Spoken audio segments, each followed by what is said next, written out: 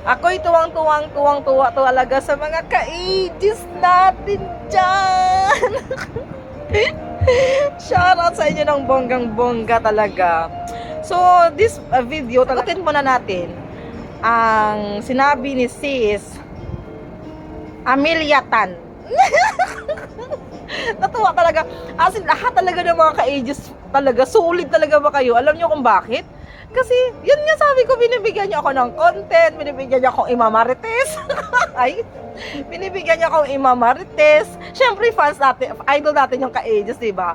Kaya, grabe din yung suporta niyo sa akin. Kahit na minsan, chismis na lang to sa akin ba? Marites na lang ba?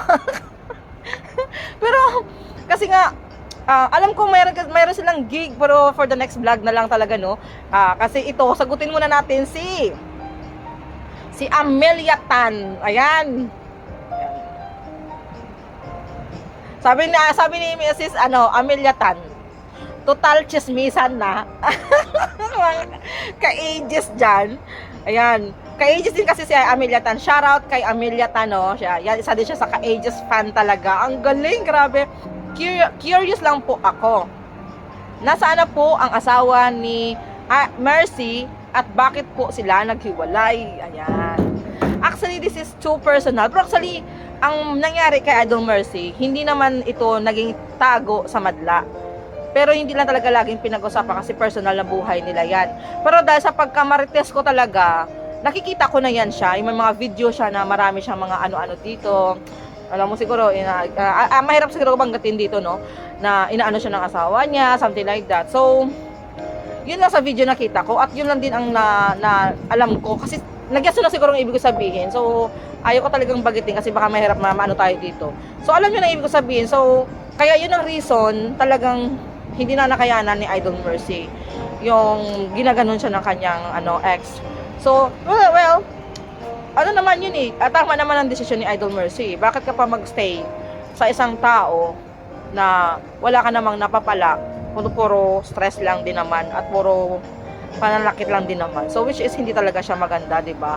So kaya nga 'di ba, nung makita ko yung video na yun na puro siyang mga di pasa-pasa, nakakasad talaga, guys. Sabi ko, grabe no. Si Idol Mercy nga, maganda, matalino, talentado. Pero, may mga tao talagang mapang-abuso, no? Kaya yung nakita ko yung ganun, nalungkot talaga ako. Parang, sabi ko, grabe, may pinagdaanan pala ng ganito si Idol Mercy. Ay, wait, parang ayoko maging emotional. Kasi naalala ko talaga ba, nakikita ko talaga yung video na yun. Kaya hindi ko naman pinakita dito, ayoko rin.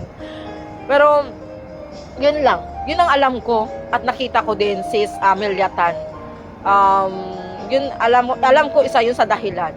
So, which is a good move naman yung ginawa ni Idol Mercy. Kaya siguro, kaya nga andun, di ba? Andun yung todo support ng kanyang family. Andun talaga todo support ni Idol Juliet sa kanya. Kasi, syempre, kailangan niya talaga ng tudong pagmamahal. Kaya walang ibang magsusuporta talaga sa atin at mag-isandigan natin ay walang iba kundi ating pamilya, di ba? Kaya yun, sabi ko, tama yun sa mga kakababaihan na gaya natin. Kung hindi naman tayo pinapahalaga ng ating mga asawa o mga jowa, kung alam mo nang ginaganon ka na, wag mo nang bigyan ng chance.